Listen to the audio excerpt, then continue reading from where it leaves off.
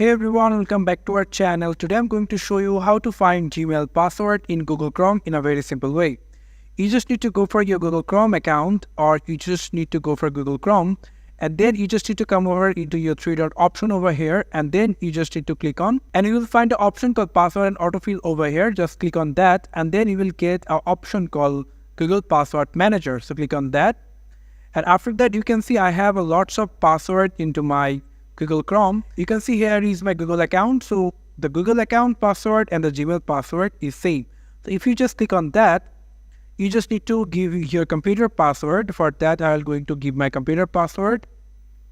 And then you can find that which Google account you have. If you have this Google account, then you can just simply see the password.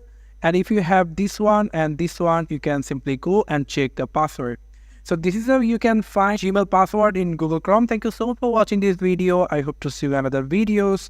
Till then, goodbye.